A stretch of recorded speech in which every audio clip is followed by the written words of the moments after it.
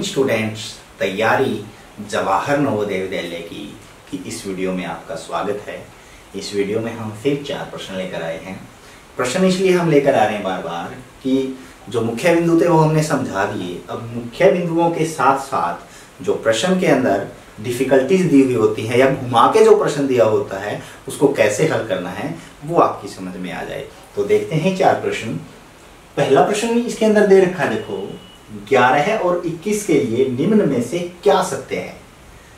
11 और 21 दो संख्याएं हैं, इनके लिए इनमें से क्या सत्य है। पहले तो देखें, दोनों भाज्य संख्याएं हैं। भाज्य संख्याएं बताया था जिसके 3 गुणनखंड होते हैं या वह खुद को और एक को छोड़कर किसी और संख्या से भाग हो जाती है। 11 1 और 11 से ही भाग होती है और किसी से भाग नहीं होती, तो ये तो भाज्य संख्या है ही नहीं, तो पहला तो ये गलत हो गया। 21 होती है 3 से और 7 से, तो ये भाज्य है, ये अभाज्य है, तो पहला तो हमारा क्या हो गया, गलत हो गया। दूसरा, दोनों सम संख्याएं हैं, इकाई का अंक इसमें भी एक है इसमें भी एक, तो विषम संख्याएं हैं, ठीक है ना, जिसका इकाई का एक होता है, तो ये भी गलत हो गया। दोनों सह अभाज्य संख्याएं हैं। सह अभाज्य संख्याएं वो संख्याएं होती हैं जिनके अंदर जो सार्व गुणनखंड है वो 1 होता है, एक संख्या होती है 1। अब इसके अंदर देखें, ये 1 और 11 से भाग होती है, ये 1 3 7 और 21 से, तो इन दोनों के गुणनखंडों में मैं 21 के गुणनखंड ले रहा हूं, तो 1 3 7 और 21 है, और 11 के गुणनखंड 1 और 11 है, तो एक ही गुणनखंड इनके अंदर है, वो है 1, जो कॉमन है, सारा है दोनों में है, ठीक है ना। तो दोनों सह अभाज्य संख्याएं हैं, ठीक है। अगला भी देख लेते हैं। दोनों 3 के गुणज, 3 के गुणज का मतलब 3 के पहाड़े में आते हैं। 21 आता है 3 के पहाड़े में, 11 नहीं आता है, तो ये भी नहीं है, तो इसका उत्तर हमारे पास क्या हो गया, तीसरा हो गया, ठीक है। अब यहां पे संख्या 715.83 में अंक 8 का स्थानीय मान क्या है। 8 अंक का स्थानीय मान। अब संख्या है 715.83। अब जब हम स्थानीय मान की बात करते हैं तो दशमलव से पहले वाला अंक इकाई का होता है, ये दहाई, ये सैकड़ा।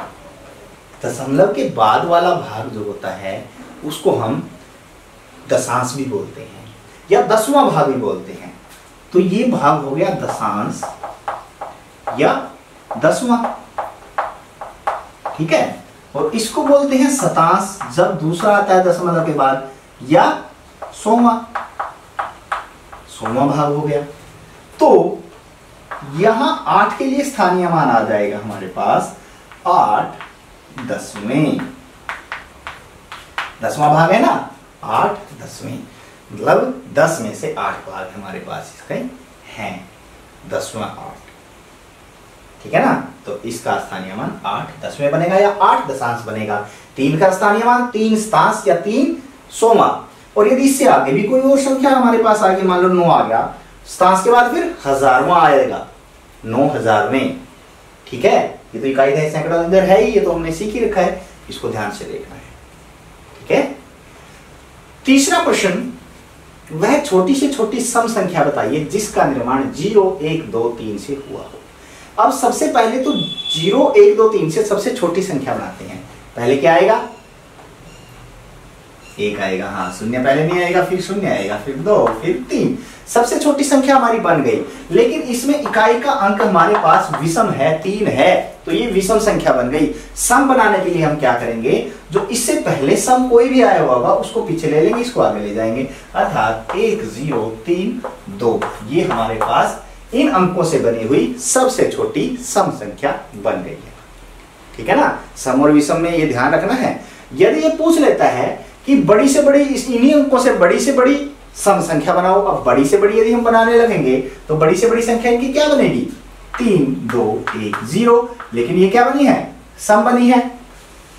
इकाई का अंक 0 आ गया तो सम आ गई, लेकिन वो विषम कहा तो 1 को इधर ले आओ, 3 2 0 1 हो जाएगा, ये भी बड़ी से बड़ी इन अंकों से विषम संख्या बन गई है, ठीक है। सम और विषम का ये ध्यान रखना है कि हम बना क्या रहे हैं। उलझन में ऐसे ही डालेगा वो जो प्रश्न बनाने वाला होगा, और नवोदय विद्यालय की प्रवेश शिक्षा में ऐसे प्रश्न आते ही हैं, तो ध्यान रखना है थोड़ा सा, ठीक है। तो इसमें हमारा आंसर ये हो गया 1032, ठीक है।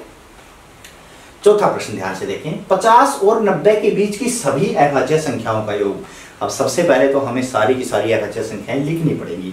हमें पता होना चाहिए अभाज्य संख्या वो जो एक और खुद को छोड़कर किसी और से भाग नहीं होती। हम गिन लेते हैं, 51 होती है 17 से, 17 से 51, 52 भी, 53, क्या 53 होती है?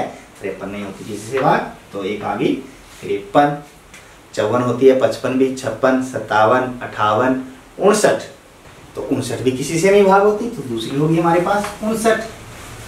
60 होती है 61, किसी से होती है? नहीं होती, तो एक और होगी 61। 62 भी होती है 63, 64, 65, 67, 67 भी नहीं होती। 68, 69 होती है, 70, 71, 71 भी नहीं होती। 72, उसके बाद 73, 73 भी नहीं होती। 74, 75, 76, 77, 78, 79, 79 होती है? नहीं होती। 79, 79, 80, 81, 82, 83, 83 भी नहीं होती।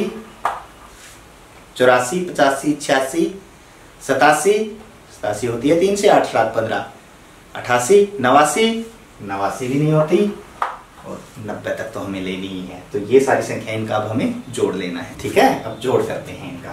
करें जोड़। यहाँ पे जब हम जोड़ करेंगे 3 और 2 12, 1 13, 7 20, 20 और 4 24, 2 7 और 5 12, 6 18, 18 6 24, 24 और 14 38। ठीक है, अब 384 इनका जोड़ बना है, तो यहाँ पे आगे को जोड़ देते हैं। 9 3 12, 12 9 21 4 25, कितना आ गया? 2 9 8 8 3 24, 24 2 26, 7 33, 3 3 3 6, तो कितना जोड़ आ गया इनका? 635 हमारे पास इसका उत्तर आया है। समझ आया? थोड़ा सा ध्यान लगा के, दिमाग लगा के करना है। 50 और 90 के बीच की सभी अभाज्य संख्याएं, ये हमें जल्दी जल्दी सोचनी पड़ेगी ताकि हमारा समय ज्यादा नष्ट न हो। इसी तरह के प्रश्न यदि आपने कर दिए तो आपका नवोदय विद्यालय के अंदर सिलेक्शन पक्का है। ठीक है, तो ये 4 प्रश्न आशा है आपको समझ में आ गए होंगे। अब इसी तरह के और प्रश्न देखने के लिए हमारे साथ बने रहें। तब तक के लिए बाय बाय।